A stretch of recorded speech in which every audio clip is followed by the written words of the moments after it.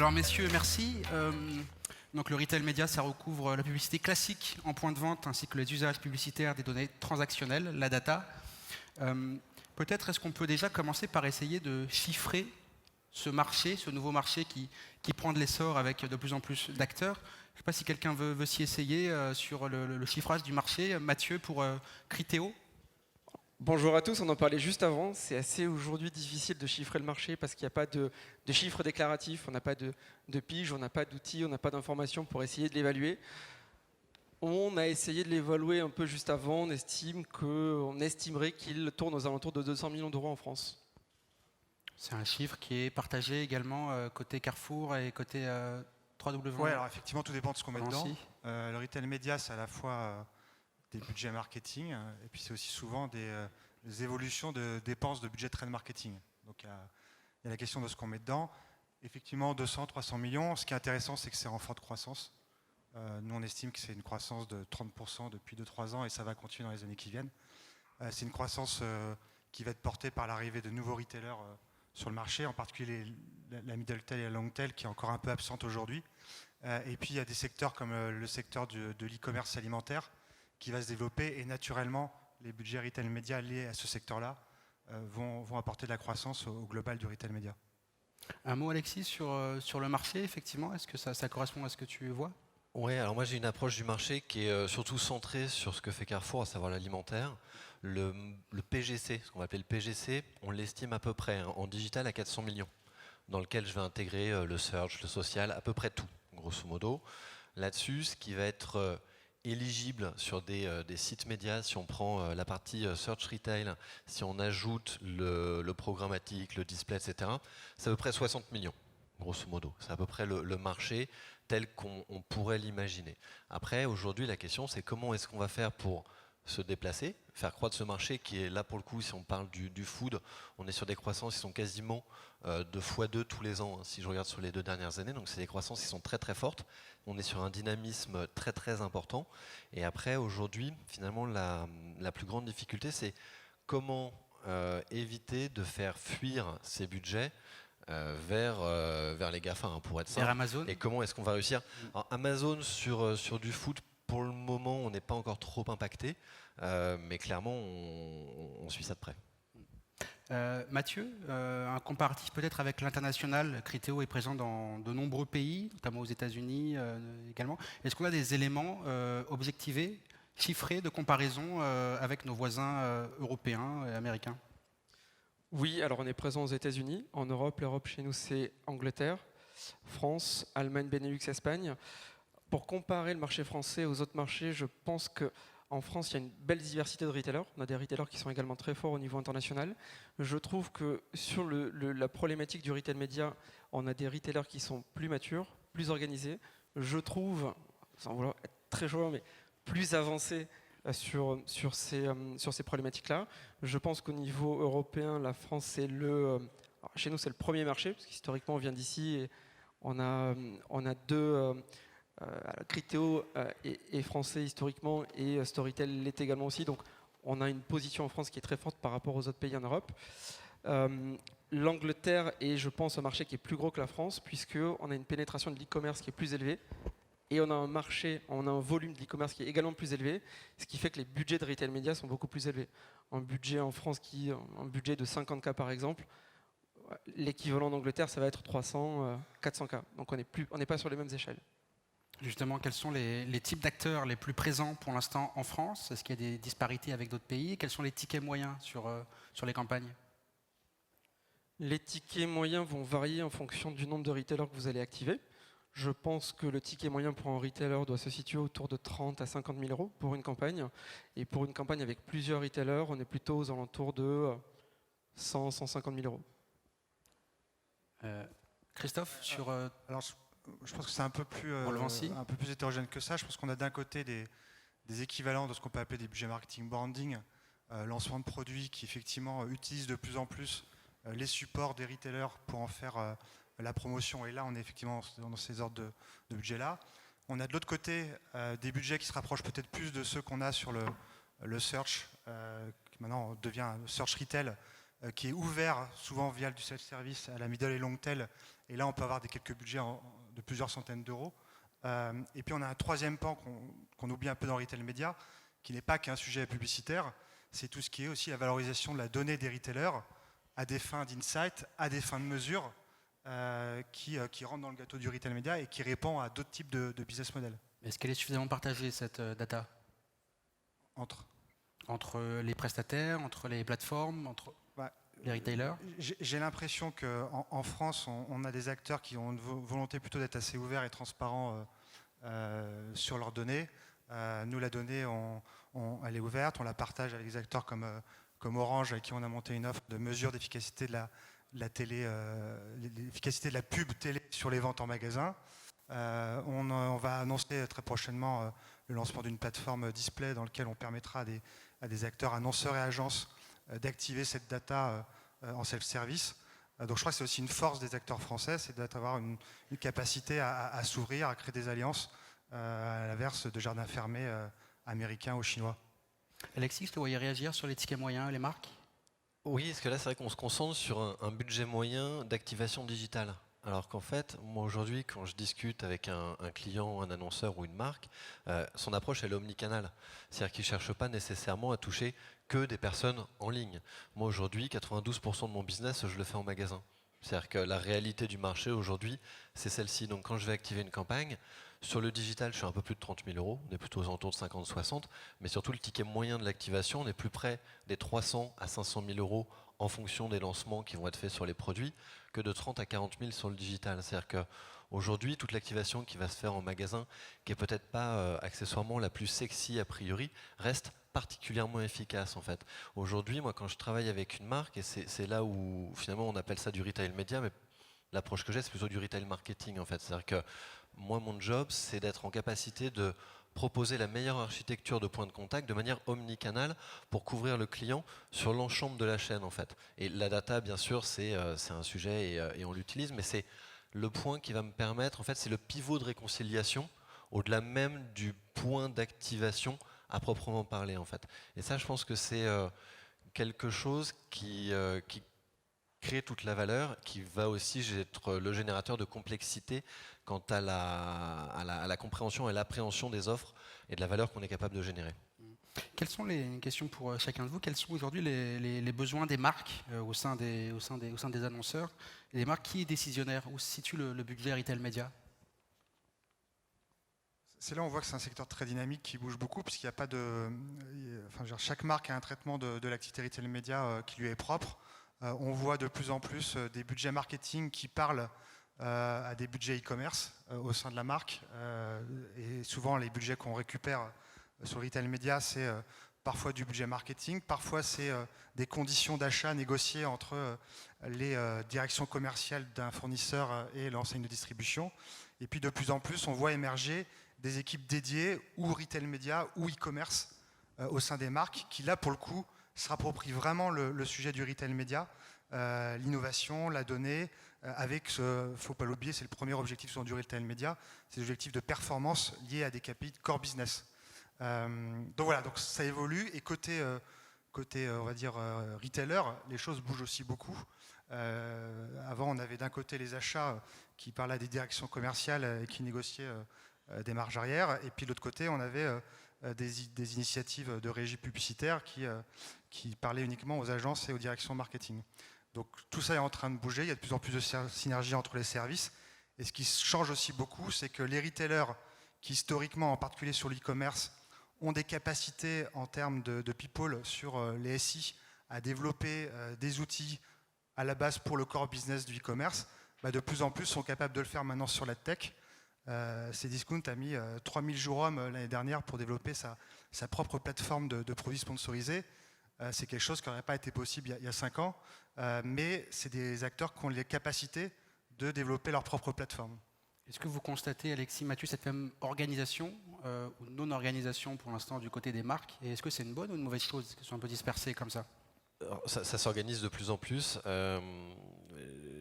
Je vais reprendre une phrase de Philippe Balladur chez Coca. J'avais dit que je le ferais, mais je trouve que l'image est appropriée. Il me disait, jusqu'à présent, entre Coca-Cola Company et CCEP, l'embouteilleur, il y avait un cerveau droit, un cerveau gauche, et les deux ne se parlaient pas. Mais aujourd'hui, ils ont décidé de se parler, justement, pour adresser les sujets de retail média et d'e-commerce. C'est des sujets qui sont aujourd'hui coordonnés par les experts historiques de la donnée, du CRM, du coupon-caisse, etc., de manière à trouver les méthodologies d'activation les plus efficaces avec une logique de transformation en remontant vers le funnel sur les parties branding en fait. Et ça c'est quelque chose je pense qui est non seulement assez nouveau, mais surtout qui va être assez pertinent et qui, à mon sens, présage un petit peu de ce qui va se produire dans les mois qui viennent, parce que ces discussions que j'ai aujourd'hui avec, si je prends mon top 15 grands comptes, je l'ai avec chacun d'entre eux.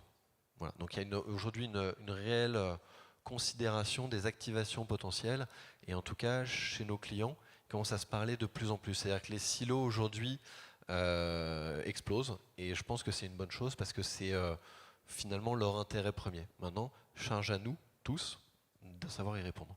Justement, Mathieu, comment Criteo est organisé sur une nouvelle activité pour le groupe? Comment vous êtes organisé? Vous dirigez-vous l'Europe et le Moyen-Orient? Alors, chez Criteo, il y a 2 entités aujourd'hui. Criteo Marketing Solutions, qui développe et commercialise des produits d'acquisition et de génération de trafic à magasin ou de réengagement sur des univers applicatifs. On a construit une entité qui s'appelle Criteo Retail Media, donc moi je m'occupe de l'Europe avec Elia Boukaya. On est organisé de manière assez simple. Un département supply, un département demand. Et l'objectif pour nous, c'est de fournir une plateforme technologique aux e-marchands, ainsi que des services à valeur ajoutée. Donc les services à valeur ajoutée, c'est le conseil pour les enseignes afin qu'elles puissent développer et tirer profit au mieux de leurs assets de monétisation. Et de l'autre côté, c'est d'accompagner également les marques à activer les bonnes solutions, à mesurer les bons indicateurs, à cibler les bons shoppers, etc., à traquer les bonnes données. Quelles sont vos offres les uns les autres sur le retail média? Quelles sont vos offres, vos principaux clients? Comme je l'ai laissé entendre, notre offre elle est centrée autour de la data shopper, à la fois pour améliorer la connaissance client. Ça c'est pas neutre comme sujet en fait. On se rend compte, on est souvent assez surpris de voir à quel point les marques n'ont pas ou peu accès à une connaissance fine de leurs clients, en particulier sur le retail. Et cette connaissance-là, elle appartient aux retailers. Un e-commerçant aujourd'hui, il a des données socio-démo, mais il a également le parcours de navigation, il a les requêtes du moteur qui deviennent de plus en plus importantes dans le tunnel d'achat chez un e-commerçant. Et donc de mettre à disposition ces données-là pour améliorer la connaissance client d'une marque qui souvent est basée sur de l'intuition, sur des panels pas toujours exhaustifs, en tout cas pas très granulaires. Déjà, ça c'est la première plus-value d'un retailer, et ça change fondamentalement la manière de faire du marketing, parce que finalement, on arrive à passer de cible marketing à cible commerciale. Et tout ce qu'on va faire après, qui est le deuxième pan de notre offre sur l'activation, se nourrit de ça. Et puis, l'enjeu est de la transparence. Et donc, notre troisième brique au sein de l'offre, c'est la mesure d'efficacité. Ça, c'est un élément fondamental, puisque le succès du retail média, c'est avant tout la preuve par les faits, la preuve par les ventes, ou la preuve en tout cas par les KPI de succès commerciaux. Donc, insight, activation et mesure, et on le fait à la fois sur le non alimentaire avec un acteur comme Cdiscount, mais également sur la partie alimentaire avec les enseignes du groupe Casino, Monoprix, Franprix, Leader Price et Casino. Alexis, à Carrefour, qu'est-ce que vous proposez aux clients? Carrefour se prévaut d'être le champion de la transition alimentaire, donc assez naturellement, on va se positionner comme le champion de l'activation omnicanal sur l'alimentaire. Donc aujourd'hui, moi si je dois résumer au-delà de mes assets propres de Carrefour.fr et d'activation, j'ai 14 millions aujourd'hui de porteurs de cartes. 14 millions, et j'ai 70% de mon chiffre d'affaires qui est réalisé par ces porteurs de cartes. Ça fait que j'ai une capacité de tracer en fait, ou de mesurer tout ce qui se passe en amont et en aval, et sur toute la chaîne, en omnicanal, puisque je suis sur de l'ID et pas sur du cookie, pour faire simple. Et j'en ai 7 millions que je suis capable de retoucher et de cibler en ligne, que ce soit via, on utilise LiveRamp, donc j'ai un ID LiveRamp qui correspond à mon ID Carrefour, et ensuite j'aurai mon ID Facebook, mon ID Google, et 4 à 5 cookies par ID finalement. Donc je vais être en capacité de proposer vraiment cette architecture de points de contact absolument partout, et surtout je vais proposer à mes clients de pouvoir venir onboarder leurs propres données pour les combiner aux miennes et les activer.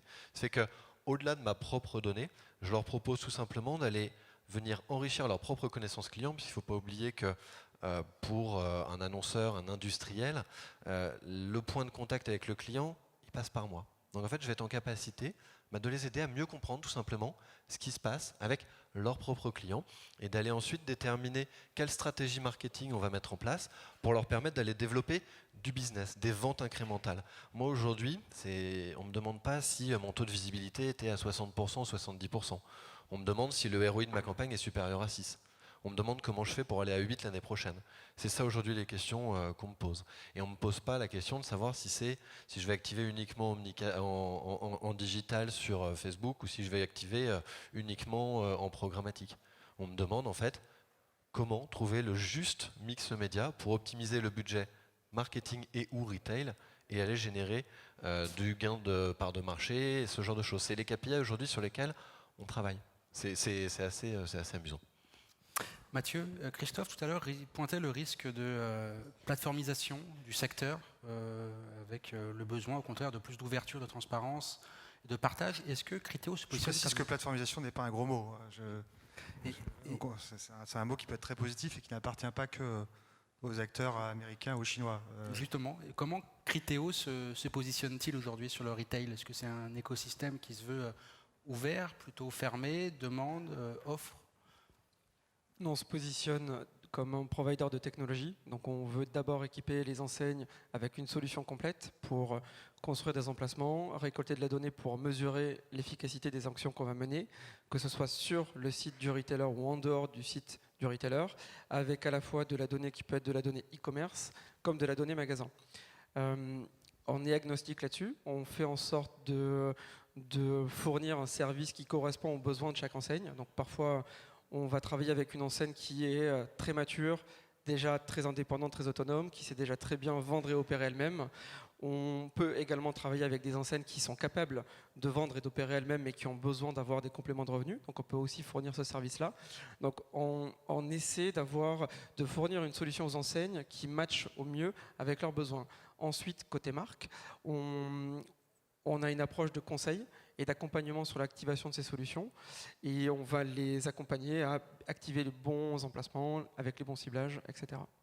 Vous n'avez pas encore les uns les autres parlé des agences. Quel rôle des agences sur ce business du retail média? Est-ce qu'elles sont actives? Est-ce qu'elles ont un rôle à jouer? Si oui, lequel? Est-ce qu'elles sont suffisamment staffées, organisées, compétentes? Elles ont forcément un rôle à jouer. Elles ne le jouent pas encore complètement. Elles ont un rôle à jouer parce que dans cet univers-là du retail média, pour certains, on emploie des mots qui sont des mots un peu barbares. C'est un secteur qui évolue constamment, donc il y aura de toute façon besoin de conseils.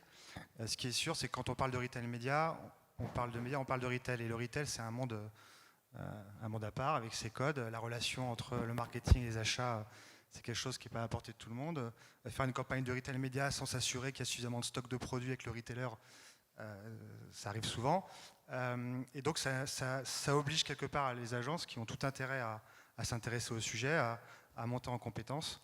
Il y a des indépendants qui sont en train d'arriver et on voit que la plupart des grandes agences créent des verticales. Il ne suffit pas de le dire, il s'agit vraiment de mettre les moyens parce que c'est potentiellement un enjeu pour les agences qui est nouveau et qui est énorme. Quand on connaît le total des dépenses de trade marketing générées chez un distributeur, si naturellement ces dépenses de trade marketing vont vers le retail média, on parle de beaucoup d'argent. Donc voilà, les choses sont en train de se mettre en place, le marché se consolide et effectivement les agences auront un rôle central. Alexis? Oui, chez moi, pour vous donner un chiffre, je fais 5% de mon chiffre d'affaires par les agences. Combien? 50? 5. Ce qui est un souci, en fait, pour la simple et bonne raison, c'est qu'aujourd'hui, il y a un énorme besoin d'accompagnement de nos clients. On a besoin d'être challengé aussi, faut être clair. On est sur un marché qui est encore un petit marché qui est naissant. Et le besoin d'accompagnement, il passe par la capacité de nos interlocuteurs en agence de ne pas essayer de remettre en silo ce qui ne rentrera jamais dans les organisations médias qu'on a pu connaître, d'où la création de ces cellules de retail média un petit peu partout, et je pense que c'est une bonne chose. Après, la difficulté, je pense, à laquelle on va être confronté, c'est que c'est très time consuming. On parlait de temps homme tout à l'heure, et je pense qu'on est particulièrement sur un sujet où le temps homme va être important. Parce qu'on a besoin de personnes en face de nous qui vont être capables de construire avec nous, de co-construire l'ensemble des points d'activation, qui vont être en capacité de jouer leur rôle de tiers de confiance dans la mesure de l'efficacité.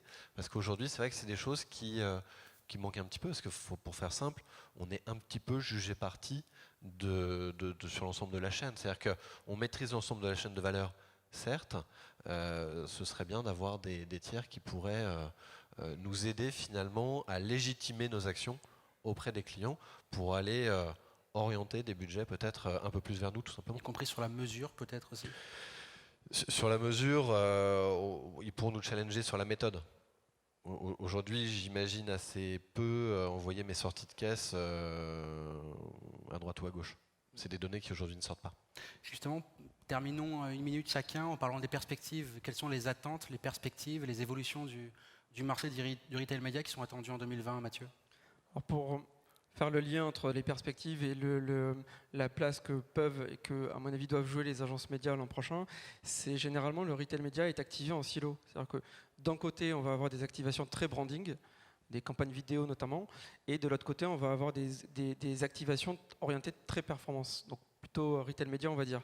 Et pour faire également le lien avec ce que disait Christophe au début, les insights et la capacité qu'offrent nos technologies aujourd'hui pour mesurer ce qu'on fait, peuvent permettre aux agences médias de concilier branding et business, c'est-à-dire mesurer l'impact des campagnes branding sur le business et également mesurer la complémentarité des opérations qu'on va mener en branding avec les opérations de business. Mesurer cette complémentarité-là pour en faire des effets de levier. On l'a déjà testé, on a vu que quand on active du branding, on a un impact sur les ventes. Quand on active de la performance, on a un impact sur les ventes. Quand on organise bien les deux et quand on opère bien les deux ensemble, on voit qu'on a un effet de levier et qu'on vend plus et qu'on vend mieux. Voilà. Donc, je pense que les perspectives l'an prochain, on va, à mon avis, concilier de plus en plus ces deux approches-là, notamment au travers de la vidéo. Alexis, les perspectives, les attentes en 40 secondes sur l'an prochain? En 40 secondes, je pense qu'on arrive à un point de bascule ou de pivot où on a des clients /industriels /marques qui ont compris la nature des données qu'on était capable de leur mettre à disposition, qui ont compris l'ensemble des activations qu'on est capable de réaliser pour leur compte au travers de notre donnée et de nos outils. Et je pense effectivement qu'on va avoir de plus en plus de budgets transités par notre intermédiaire pour accéder non seulement à nos data en amont, en insight, et s'assurer qu'on a les bons ciblages, et surtout de s'assurer de l'efficacité des campagnes de communication, y compris médias, pour le coup, puisque aujourd'hui, l'un des intérêts également du retail média, c'est pour un directeur marketing ou de la communication de pouvoir démontrer l'efficacité des campagnes qu'il mène. Christophe, très rapidement, les enjeux à atteindre. Oui, alors le retail média va continuer à évoluer, on parle beaucoup d'activation, il y a aussi des sujets autour de la data qui peut améliorer l'efficacité d'une fiche produit, donc mettre à disposition des marques, des outils pour optimiser leur fiche produit chez les retailers. Il y a tout le sujet aussi du prix et du prix personnalisé grâce à la data. Il y a des initiatives à venir d'envoi d'un prix différent selon le profil d'un client ou selon le moment de la journée à les fins d'amélioration des ventes, mais tout en maîtrisant sa marge et sans pour autant donner une image d'une marque qui abuse des promos. Et puis quand même un petit clin d'œil cocorico pour terminer, c'est que quand on parle de retail média en France, on a une chance inouïe. Sur la partie PGC, on a des acteurs historiques, qui sont des acteurs français, que ce soit Carrefour, que ce soit le groupe Casino et d'autres, qui tous pèsent plus de 10 millions de visiteurs uniques par mois. Et sur la partie non alimentaire, on a des vrais challengers à nos amis chinois et américains, avec Cdiscount, avec Fnac Darty, et ça on ne voit pas ça dans les autres pays. À partir du moment où ces acteurs-là, dont on fait partie, et c'est en cours, vont se mettre au niveau en termes d'outils, de plateformes, là, il y a des vraies alternatives et des vrais moyens d'éviter la dépendance avec les autres acteurs. Merci beaucoup à tous les trois, Christophe, Alexis, Mathieu. Merci.